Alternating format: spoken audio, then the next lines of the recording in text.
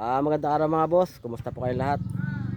Ngayon mga boss, nandito na naman tayo sa Sili Farm ng mga tropa natin. At bibigyan ko kayo mga boss ng update nitong siling Red Hot F1. So makalipas ang halos 3 linggo, bumalik ako mga boss at para makakuha tayo ng update. Ito mga boss yung sili na Red Hot F1 na lagi natin ina-upload yung video.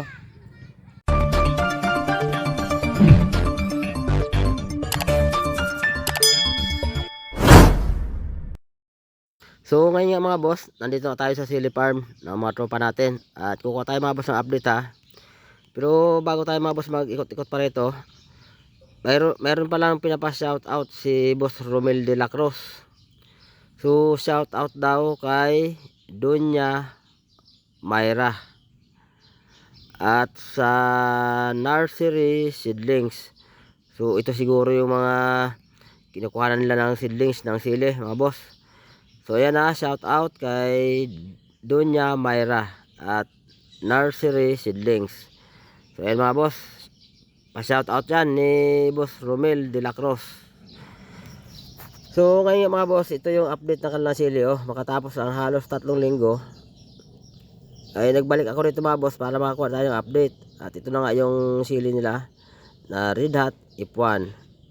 Siling Taiwan ito mga boss. Ito yung variety na gawa ng Swiss seeds, itong Red Hot. So doon sa mga avid viewers natin na nakasubaybay sa mga video na in-upload ko natin ito mga boss yung sili nila na i-transplant noong June 9 hanggang June 10. So ngayon naman July 15. Ibig sabihin mga boss, ito ano na ito, 25 days after transplanting. So may mabunga na ito mga boss. Meron na siya mga bungang maliit na makikita dyan sa mga sanga. Pero hindi naman lahat mga boss meron ng bunga, kasi meron yung mga part nga na medyo na atraso yung pagbulas. Gawa nga nung lupa nila hindi maganda yung pagka-land prep nila. Mukhang apurahan ito. Kaya meron mga part mga boss ito na medyo naiwan. Pero yung karamihan naman malalaki na at malago naman na. At may mga bunga-bunga na mga boss yan.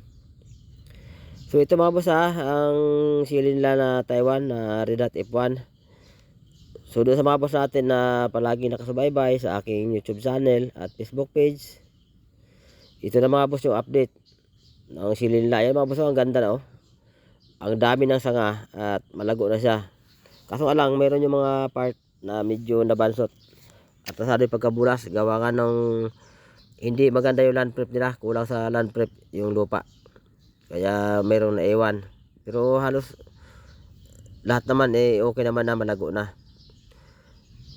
Sa mga boss natin na magtatanong na naman kung ito ba ay na-pruning, ulitin ko na mga boss, ulit-ulit na lang, hindi po kami nagpo-pruning. So wala tayong magagawa kung paulit-ulit yung sagot natin, kasi nga ang tanong naman din ay paulit-ulit din. So wala itong pruning mga bossing. Natural po natin yung pagpasangan yan. Sa mga nagtatanong, ano ba yung mahusay at maganda na mga insecticide at fungicide na pang-spray sa sili at yung ginagamit nila dito, mga boss, sadyang hindi ko na pinakita yung mga brand ng pesticide, kasi hindi naman kami binabayaran ng mga pesticide company. So napopromote namin sila ng libre, kaya medyo nag-iwas sa kayo mga boss na magpapakita ng mga brand ng insecticide at fungicide na ginagamit dito. Pero paminsan-minsan, pag hindi talaga maiwasan, nagpapakita pa rin kami, pero hindi lahat ng pagkakataon. So ang ginagamit dito mga boss na mga insecticide at fungicide, nandiyan na mga boss sa playlist ko yan. Tingnan nyo lang yung may mga video na ako dyan na ginawa dati na tungkol talaga sa mga insecticide at fungicide na ginagamit namin sa sili. So uploaded na mga boss yung video niyan, na siya nga yung ginagamit na dito. Kaso nga lang hindi ko na lang talaga ipapakita yung yung bote, dahil uploaded naman na mga boss dyan sa aking YouTube channel.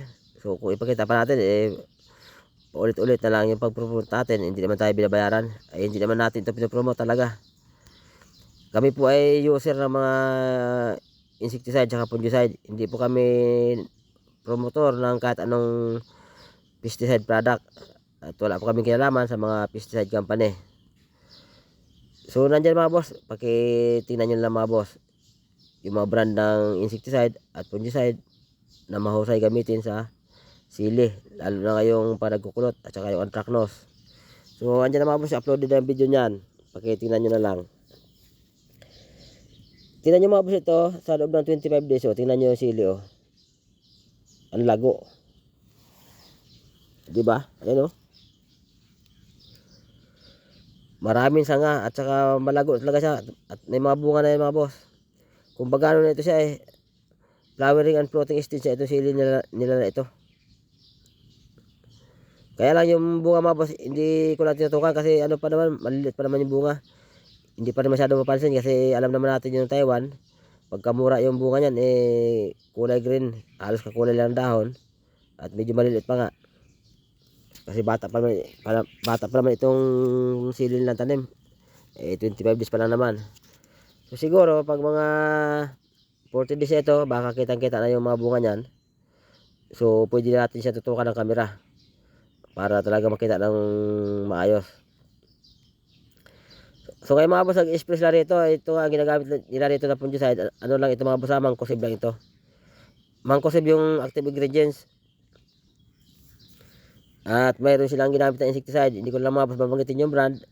At tingnan nyo lang dyan mga boss sa mga video ko sa playlist yung brand ng mga insecticide.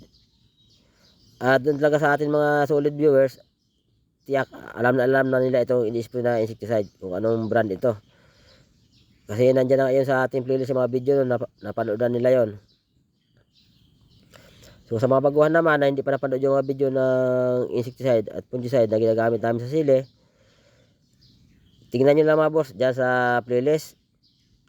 Kung hindi nyo mahanap, pwede nyo i-comment sa video ito kung ano yung tanong ninyo at re-replyin ko na lang kayo hanggat maaga. Kung wala tayong ginagawa, re-replyin ko na mga boss para malaman nyo agad yung brand ng insecticide at fungicide. So nandyan na mga boss yan sa playlist, hanapin nyo lang mga boss, madali lang hanapin yan. At naka-playlist naman lahat yung, naka-folder naman yung ano sa playlist, yung mga video. Maganda na mga boss itong sili ito. Ay ang hindi na natin mga boss alam ngayon kung ano ba yung kalagayan ng presyo ng sili, kung umangat na ba o hindi pa rin. Kasi ang kalaban talaga dito ay ano na lang, presyo at saka yung bagyo. Kasi kung sa alaga ay okay na. Ayan, nakita nyo naman, ang ganda na ng sili. So ang dami ng sanga at matataba naman, wala namang problema. Kaya presyo na lang at bagyo ang kalaban ito. Kasi kung mababa ang presyo, di ibig sabihin mabibitin yung mga boss natin na sili farmers. Maring hindi kumita o ma-stand money. Depende mga boss yan sa kalakaran ng bintahan, kung magkano ba yung lakaran at saka yung panahon niya. So yan, sa mga boss natin na mga nag-aabang ng mga video natin upload tungkol sa sili, ito muna mga boss yung update ng sili nila. Na-upload ko na mga boss ang video nito yung mula nag-land prep sila, naggagawa ng plat, nag-install ng plastic mulch, nagbutas, nag-transplant. Uploaded na mga boss ang video ng sili nito hanggang sa pagpataba. Step number 3 na yata dyan yung sa pagpataba nito, kung di ako nagkakamali, na nagawa natin ang video. So abangan nyo naman mga boss ngayon yung step number 4 ng pataba nila, para malaman nyo at malaman natin lahat kung ano ba yung pataba nito na gagamitin nila, para doon sa mga baguhan naman at mga baguhan pa sa aking channel na hindi pa napanood lahat yung mga video ko dyan tungkol sa pag-aalaga ng sili. Kasi kompleto na nga dyan mga boss ang video naka-upload na lahat yun So syempre hindi may iwasan na yung mabaguhan sa aking channel na ngayon pala sila nakapanood, hindi may iwasan na magtanong sila. Kasi kahit di ba nila alam kung ano yung mga ginagamit natin. So i-comment nyo lang mga boss at re-reply ko kaagad dyan. Basta hindi ako masyadong busy at nabasa ko yung comment nyo, mabilis mga boss ang reply nyan. So yan na sa mga boss natin na patuloy-tuloy na sumusubaybay at sumusuporta sa aking YouTube channel at Facebook page. mga boss, ito na yung update ng sili nila na Red Hot F1. 25 days after transplanting. So matagal-tagal pa mga boss ang lalakbay nito bago maka-harvest. Kasi yung Red Hot halos umabot na kaya ng 75 days eh. Minsan 70 days nag-harvest na rin pag maganda yung arangkada, maaga nakakabulas, maaga rin siya nakakabunga. So abangan mga boss ang step number 4 ng pagpataba nito. So hanggang dito muna ako mga boss ha. Bye bye muna. Abangan ang next video.